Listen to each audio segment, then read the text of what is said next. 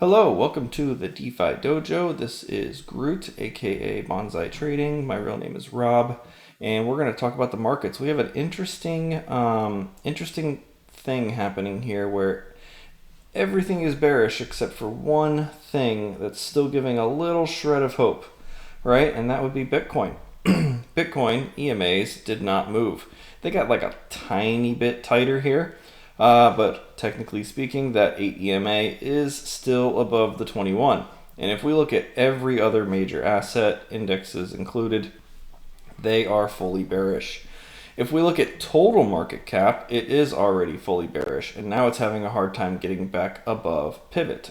So it's hard to say what's going to happen this week. I don't think we're going to nuke back down this week. I think we have possibly one more week of this relief rally to continue when I look at everything.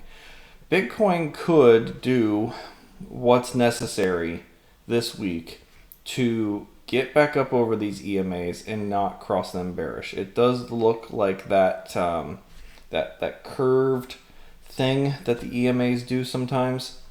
So I'm not ruling it out yet, and I think that it could do it. Now, I don't know what that means for the rest of crypto, because right now the rest of crypto looks like absolute like ass. Like, excuse the language, but it just like altcoins look terrible, Ethereum looks terrible, Solana looks terrible.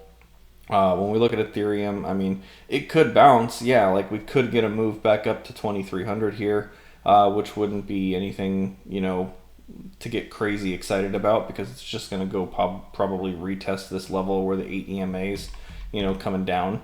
It'd be a nice little trade if we can catch it. So, but that would be it, right? Like I would jump in this long, and I would take profits right around 2280 just to be safe, and that would be that. I wouldn't try to carry it any further. Because normally when the 382 breaks, that means our trend is broken. You can clearly see that trend, is broken, and this would just be a bearish retest. So what Bitcoin does, while that possibly could be happening, it could get itself back up over these EMAs. What matters is where it closes.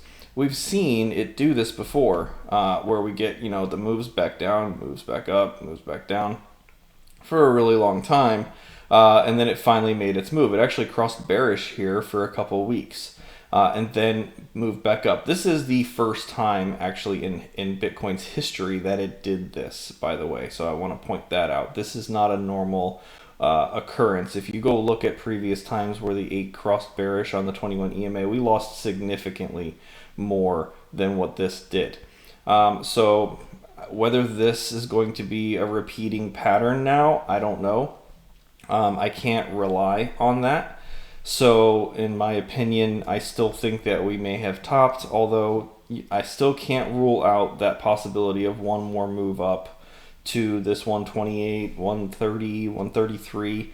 Those levels there are still potentially possible as long as these EMAs do not cross. So I thought we would see it this week. Last week I mentioned that I think we had one more week left to make that move and cross these bearish, or make the move up and not.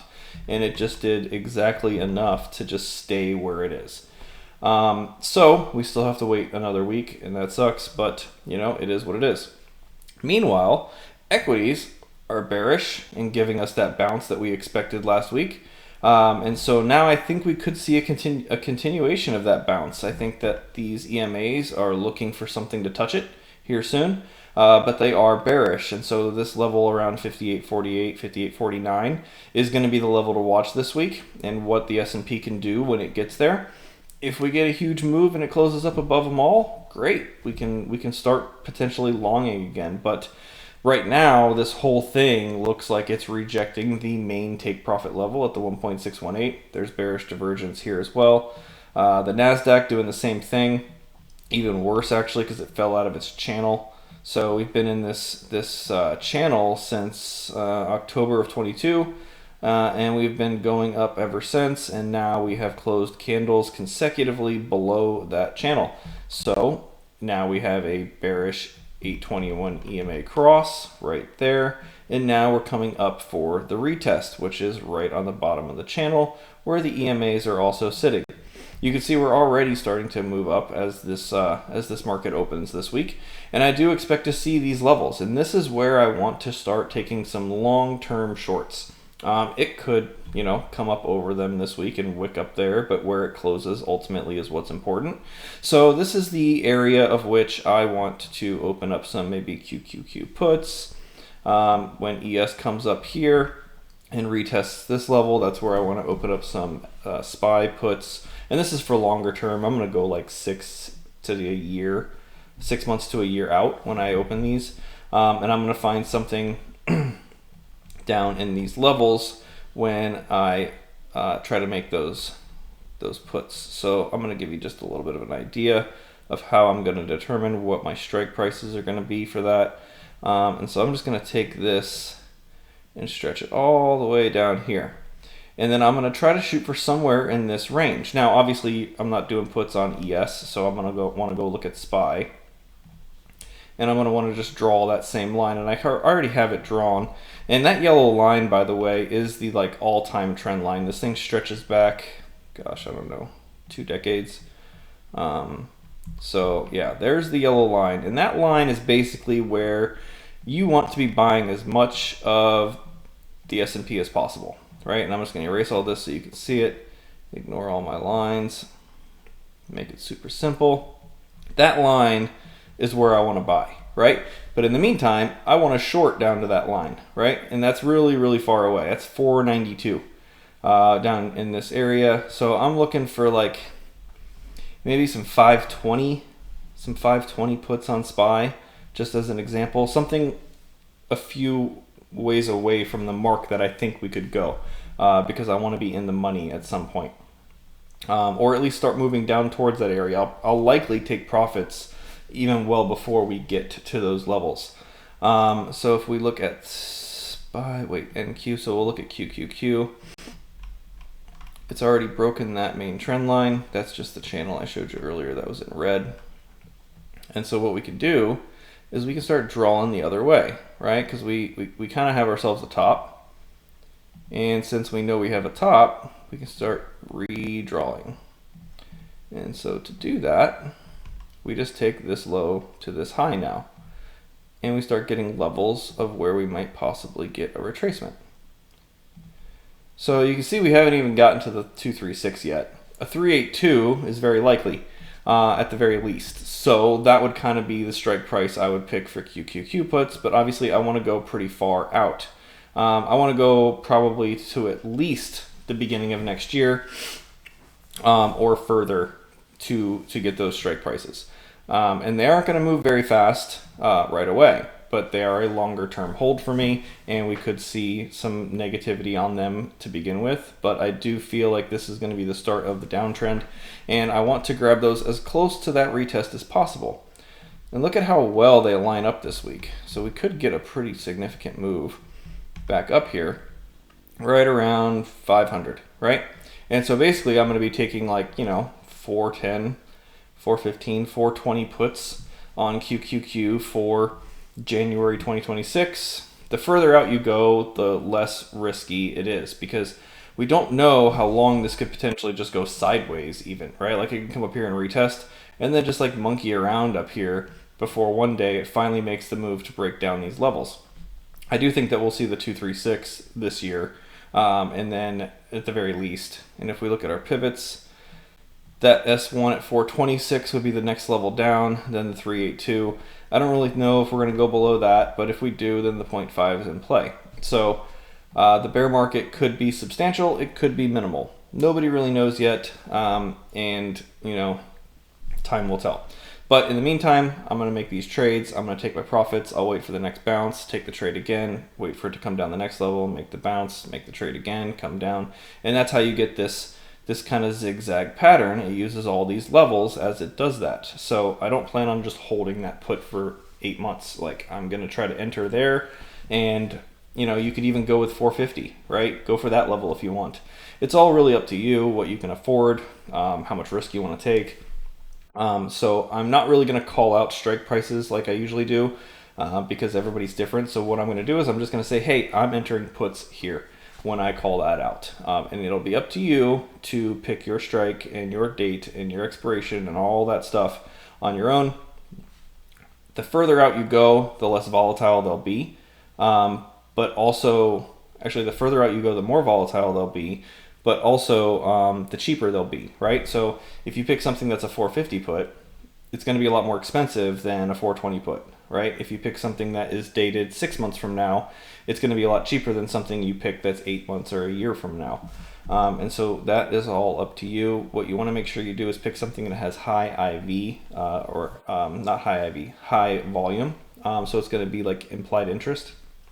And you don't want to pick anything that's like really low in the volume area, because then you'll not really get filled. And sometimes these longer dated puts can be not traded as much, and so you'll have a hard time exiting when that time comes. If you need more info on options, there's a really great free course called Options Alpha. I have that pinned in the resources section and the options channels as well, and they have free videos to explain how options work. I really like using them as either a hedge or just straight trading them. I find it a lot of fun, and it's actually a little more fun than trading leverage on crypto sometimes. So let's look at the dollar. It hasn't done much, but it did bounce. So I do think that we'll see this finally, start making the move back up towards the 8 EMA, which is now bearish again after rejecting that 0.5, and then we'll see what happens from there.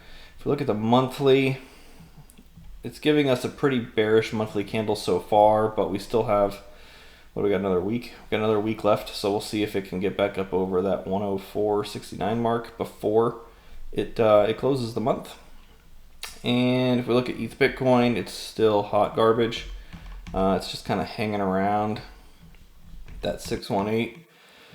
But it did close inside the golden pocket a couple weeks ago, and now it's having a hard time getting out of it. So makes sense to me to see this kind of just mosey on sideways maybe for a little bit, let that EMA catch up, or it bounces, but it didn't even close back up over that 618. It stayed underneath. If you zoom in here, you'll see that candle body close just underneath. So that's where it's having trouble. Ethereum itself, yeah, we already covered that. Altcoin market still crap. It's just rejecting that 8 EMA and 0.5 level consistently now for 2 weeks in a row. Wouldn't surprise me to see this fall further down. And we look at total, it's completely bearish. USDT, it came down like we expected it to last week after giving us that spinning top candle right on that downtrend line. So makes sense to me to see this move back down towards the 8 EMA for its first retest after becoming bullish. Seems to coincide with the weekly pivot. So USDT is now fully bullish on the weekly. And that makes sense because total crypto market cap is fully bearish on the weekly. Below pivot, below bearish EMAs, above pivot, above bullish EMAs. So that retest there is going to be where it decides what we're going to do going forward.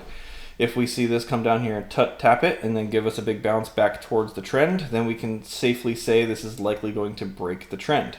If it falls back down below and closes underneath, then we might have a shred of hope that this market might continue higher.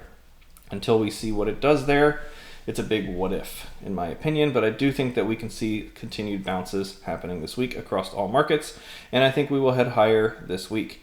That does not mean I am bullish. It just means I think we need some relief in order to retest all of these areas that I've pointed out so far. All right, do you think we need a catalyst to move up for Bitcoin and alts, or just if macroeconomic events improve, go less volatile? We could see that last pump to the upside. Yeah, I don't know. I mean, right now, Trump announced that that Bitcoin reserve, whatever, for America, but it's only going to just keep what it confiscates. They didn't actually announce that they're going to be actively purchasing Bitcoin for the reserve. And I think that would be what is required in order to be a big enough catalyst. So, if all they're going to do is confiscate crypto and hold on to it, it just means they're not selling it, right? So, and when they did sell it, they just OTC'd it anyway, so it's not like it had any impact on price. So I don't know what the catalyst would be. Right now, everything's bearish, and Bitcoin's just hovering below the EMAs, and I don't know what's going to happen here. This could just drop back down towards trend and then just bring those EMAs down and we get the cross this week. Or we get a big move and close above them. And that really is going to decide the future, in my opinion. I don't really know about catalysts or events or money supply. Oh, my voice is getting really scratchy. Money supply is going up, but yet there's been no real direct impact yet. So until I see it, I won't believe it. Oh, my voice is not doing well. All right, we got Sol. Let's look at Sol.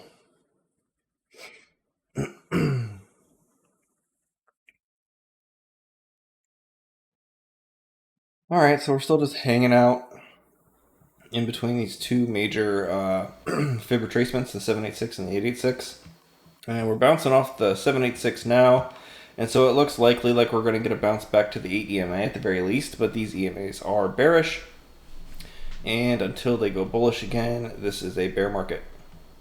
So yeah, we could see as high as, what, 150, 160-ish this week, as long as 123 holds. Provides a nice trade setup, at least for the short term. So we could get some nice trades this week, where we got potential move to there with our stop loss being just underneath that fib, 1.54. It's not bad. I mean, I don't think I'd take it personally, but the daily EMAs are starting to turn upward. But I mean, you need them to actually cross to be bullish, and so right now they're not. We're on the S1, so you could use that as a tighter stop loss on the daily. So if you get a daily close below 127.70, then that would be your stop, and then you could potentially try to take this all the way up to the pivot. But I mean, it's asking a lot. But if that's your TP and that's your stop loss, then that's a pretty decent trade setup, right? So that could be a trade idea for you. Obviously draw the downtrend and see where that lines up. So we go like there to there. Yeah, I mean, so that needs to break. And that's way down here. So that it kind of, it doesn't leave a whole lot of room right there. So ideally you want to wait for that trend to break and then try to grab the retest on top and then try to take it up there and use that as your stop loss. So that trade's not quite ready yet according to the trend, unless you want to try a quick one just to try to see if you can take it to the trend and take your profits. We're still way below on the MACD and the RSI, so I don't think it's just going to explode right now. Personally, virtual, how is that one doing? Do I even have that? Oh, it's up here somewhere.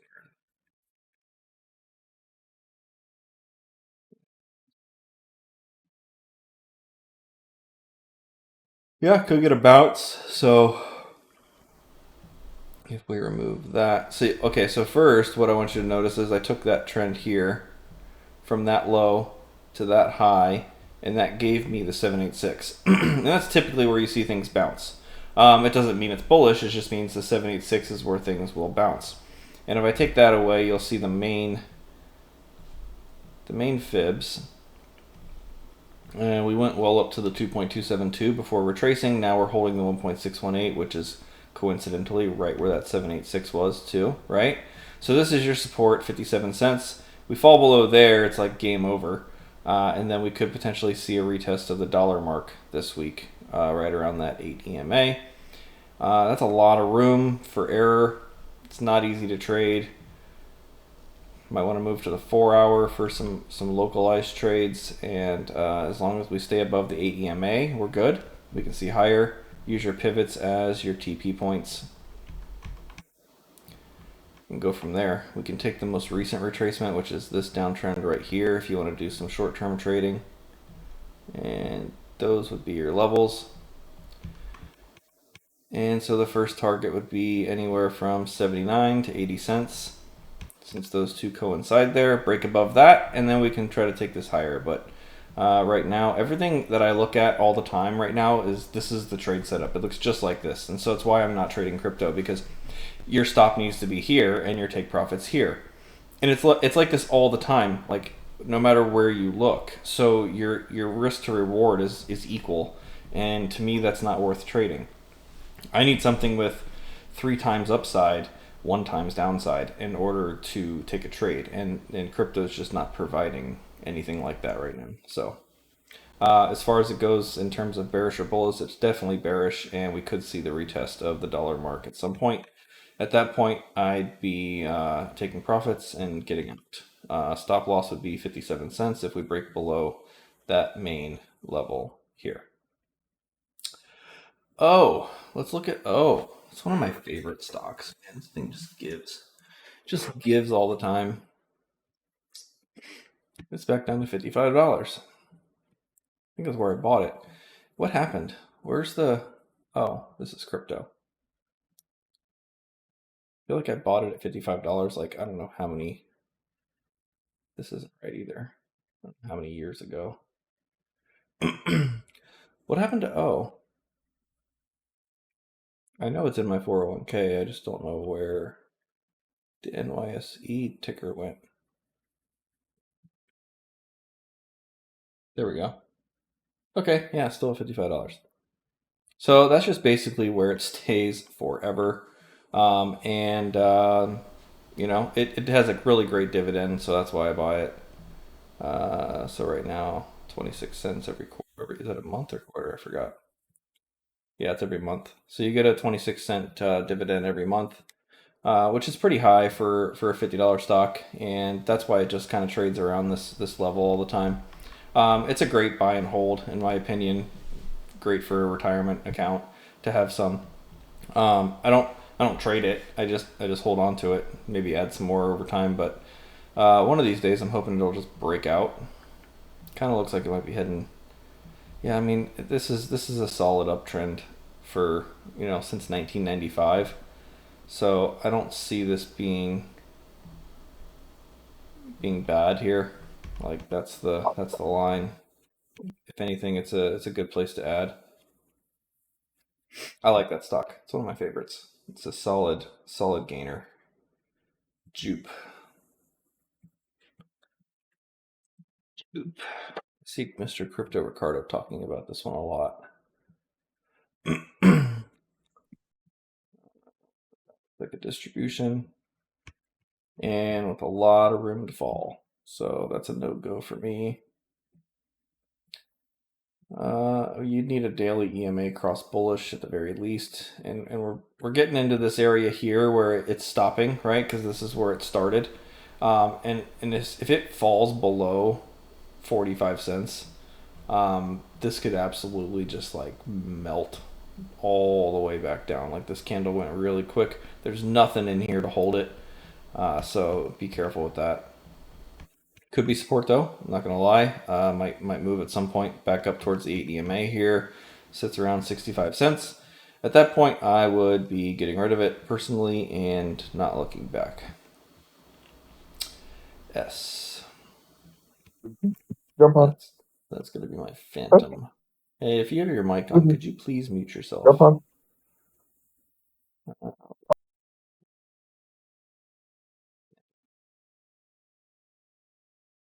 Still bearish on the weekly, coming back up to test the 8 EMA.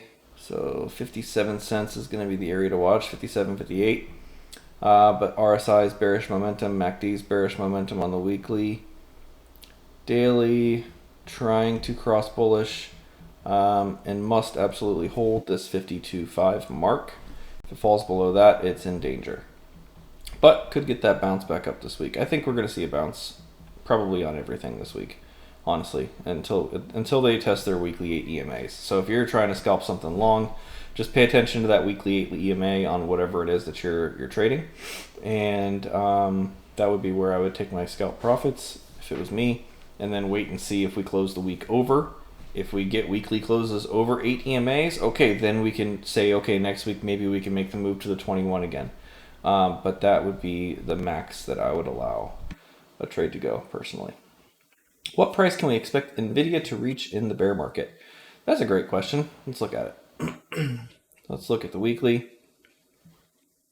Analyze Nvidia. So Nvidia is now fully bearish. Weekly 8 EMA has crossed below the 21 here for the first time since it crossed here back in December of 2022. So that's a major event, right? This has been bullish for years, and now it is finally bearish. Once we get below this 111.5 mark, that's when things can start getting really bad. So far it's holding it, but only to come back up and retest the EMAs, which it now has done and rejected. I've been holding puts on Nvidia for a few weeks now, and I plan on holding them. But in order to see how far this could potentially retrace, right? So we'll get rid of this. Actually, no, this is the fib we want to use. And in the meantime, I went from the low of October 2023 to the all-time high. And that gave me these levels. You'll see that the 236 lines up very well with the weekly pivot. And below that, it's a big drop back down to support around $90. For the bear market bottom, I would expect somewhere around the 58 to 65 mark at the least, because that's the golden pocket. That's where people can't help themselves and they say, wow, that's really cheap, I have to have some. This was a rising wedge. You can see we've fallen out of that.